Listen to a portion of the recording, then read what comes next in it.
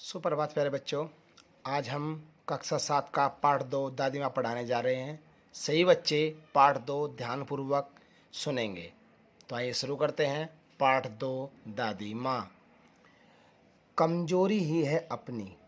इस पाठ में लेखक अपने बारे में और अपने परिवार के बारे में बता रहा है और वो अपने बारे में प्रारंभ करता है इस पाठ को कि कमजोरी ही है अपनी, पर सच तो यह है कि जरा सी कठिनाई पड़ते बीसों गर्मी, बरसात और वसंत देखने के बाद भी मेरा मन सदा नहीं तो पराए अनमना सा हो जाता है। वह कहता है कि सदा तो मेरा मन वैसे ऐसा नहीं रहता, लेकिन कभी कभी मेरा मन अनमना यानी कि मन परेशान होना या किसी काम को बिना मन के करना भी अनमना होता है।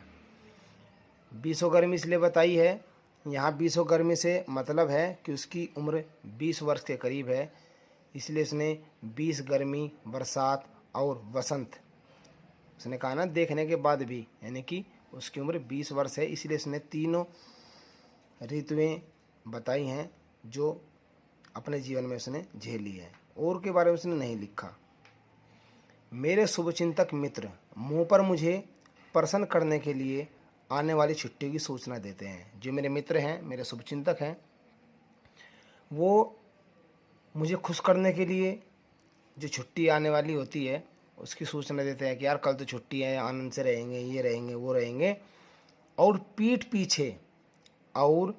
पीछे मुझे कमज़ोर और जरा सी प्रतिकूलता यानी कि खिलाफ, उसके अगेंस्ट और जरा सी प्रतिकूलता से घबराने वाला कहकर मेरा मजाक उड़ाते हैं। प्रतिकूलता का मतलब यहाँ पे इसलिए दिया है कि अगर मेरे सामने थोड़ी सी परेशानी आए तो मैं घबराने वाला मुझे उन्होंने बताया है, लेकिन मैं ऐसा नहीं करता। मैं सोचता हूँ अच्छा अब कभी उन बातों को न सोचूंगा जो बात यानी कि मेरे मित्र मेरे बारे में करते हैं। ठीक है, जाने दो, सोचने से होता ही क्या है।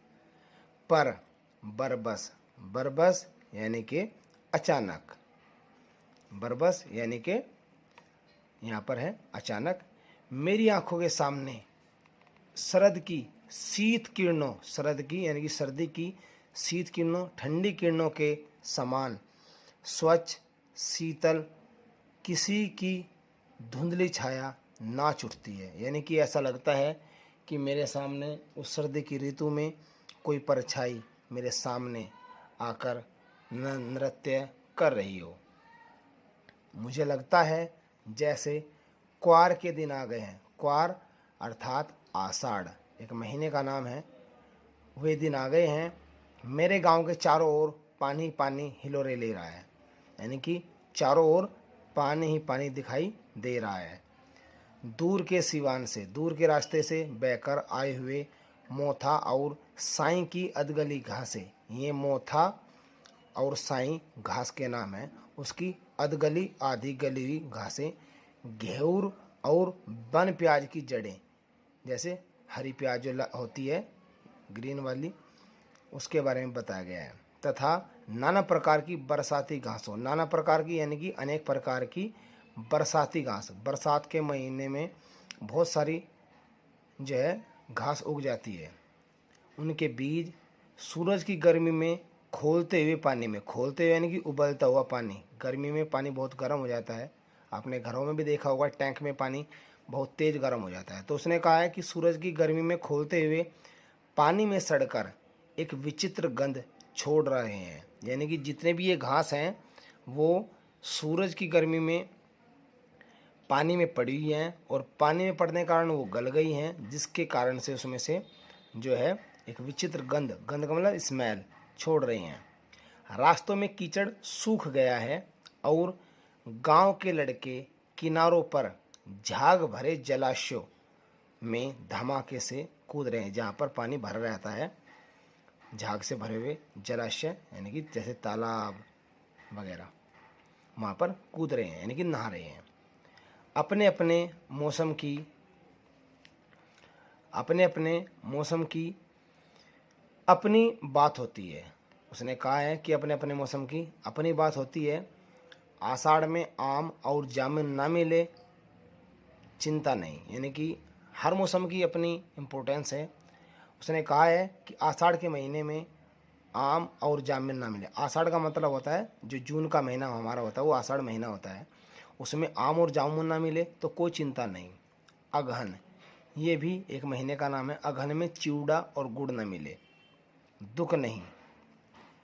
चैत, ये आषाढ़, ये अगहन और ये चैत, ये महीनों के नाम हैं। चैत्र जिसको बोलते हैं संस्कृत में। चैत के दिनों में लाई के साथ गुड़, लाई अर्थात गेहूँ, गेहूँ के साथ यदि गुड़ ना मिले तो कोई बात नहीं, लेकिन इसने क्या कहा है, यानी कि जो गुड़ है उसकी पट्टी ना मिले तो अफसोस नहीं, पर क्वार के दिनों में इस गंधपूर्ण झाग भरे जल में कूदना न हो तो बड़ा बुरा मालूम होता है। इसने अपनी अपनी महत्व बताई है हर महीने की। जैसे उसने बताया था कि आषाढ़ के महीने में आम और जामुन ना मिले तो कोई बात नहीं, अगहन के महीने में चूड़ा और गुड़ ना मिले तो कोई बात नहीं, चैत के दिनों में लाई के साथ गुड़ ना मिले, यानी कि गुड़ की पट्टी है यहाँ पर, गुड़ ना मिले तो कोई बात नहीं, कोई अफसोस नहीं है। लेकिन क्वार के दिनों में इस गंध पर पूर्ण झाग भरे जल में कूदना न हो तो बड़ा बुरा मालूम होता है। मैं भीतर हुड़क रहा था, मैं भीतर हुड़क रहा था। हुड़क का मतलब है अंदर से आने वाली एक आवाज़।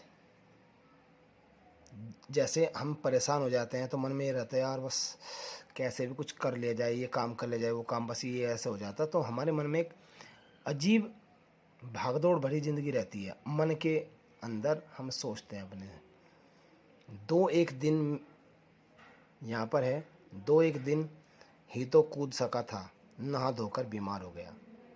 इसने कहा था कि मुझे क्वार के दिनों में इस गंधपूर्ण झाग भरे जल में कूदना न हो तो बड़ा बुरा मालूम होता है। यानी कि गर्मी में इसे ये था, चाहे हमें कुछ भी ना मिले किसी मौसम में, लेकिन गर्मी के इस मौसम में हमें कहाँ जाना पसंद था, झाग भरे जल में। अगर वहाँ कूदना ना मिले तो हमें बड़ा ही बुरा मालूम होता है। और मैं भीतर से हुड़क रहा था, यानी कि भीतर से परेशान हो रहा था। हुड़क का मतलब परेशान होना। और दो एक दिन ही तो कूद सका था, यानी कि ये एक दो दिन ही नहाया था ये लेखक, और नहा धोकर ये बीमार हो गया। हल्की बीमारी न जाने क्यों मुझे अच्छी लगती है। थोड़ा थोड़ा ज्वर हो, ज्वर का मतलब बुखार हो, सर में साधारण दर्द, और खाने के लिए दिन भर नींबू और साबू, दोनों खाने की चीज़ है, साबूदाना और नींबू। लेकिन इस बार ऐसी चीज़ नहीं थी। ज्वर यानी कि जो बुखार जो चढ़ा तो चढ़ता ही गया, यानी कि इसको बुखार बहुत ही तेज होता चला गया। रजाई पर रजाई और उतरा रात 12 बजे के बाद, यानी कि इसको इतनी ठंड लग रही थी, इसको ठंड से बुखार चढ़ा था, इसीलिए इसके ऊपर रजाई पर रजाई इसको उड़ा दी गई। और जब बुखार उतरा तो वह समय रात 12 बजे का था। दिन में मैं चादर लपेटे सोया था। दादी माँ आई, शायद नहाकर आई थी उसी झाग वाले जल में। पतले दुबले सने सने शरीर पर सफ़ेद किनारेहीन धोती, यानी कि जो उनकी धोती थी वो सफ़ेद किनारी की वाली थी। सन से सफ़ेद बालों के सिरों पर सद्य, यानी कि सद्य का मतलब है पानी की बूंद, टपके हुए जल की शीतलता। आते ही उन्होंने सर पेट छुए, यानी कि जैसे वो मेरे पास आई तो उन्होंने पहले मेरा जो है हाथ करके कैसे ऐसे ऐसे करके ऐसे जो है उन्होंने मेरा सर छुआ, फिर पेट छुआ। आंचल की गांठ खोल किसी अदृश्य शक्तिधारी के चबूतरे की मिट्टी मुंह में डाली, यानी कि वो अपनी चुन्नी में धोती के पल्ले में कुछ बांध कर लाई थी, मिट्टी के रूप में वो उन्होंने उसके मुंह में डाल दी। माथे पर लगाई, उन्होंने मेरे माथे पर लगाई, यानी कि वो अपनी उस धोती के किनारे में जैसे बाहर से मिट्टी डाल कर लाते हैं कहीं से किसी प्रकार की कोई मिट्टी थी वो मेरे मुंह में डाली और मेरे माथे पर लगाई, जैसे माँ नज़र उतारती है।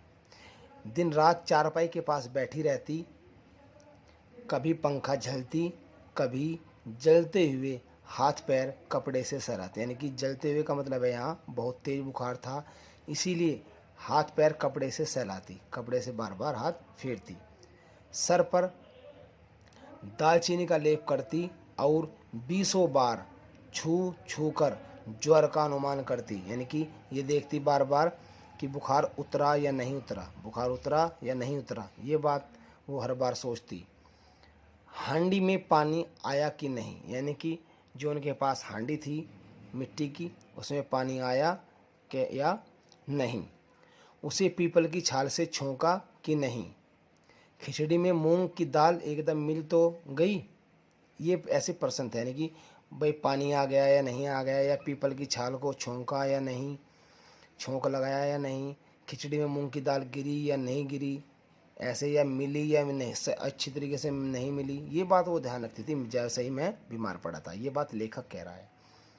कोई बीमार के घर में सीधे बाहर से आकर तो नहीं चला गया, यानी कि ये उनके मन में था कि यार कि मेरा बेटा जब बीमार हो गया है, हो सकता है कोई बाहर से आके तो नहीं चला गया, उसकी वजह से इसको बुखार ना चढ़ा हो, आदि लाखों प्रश्न पूछ पूछ कर घर वालों को परेशान कर देती। ये हमारे इस पाठ का पहला भाग है। आगे हम पढ़ाएंगे शेष भाग।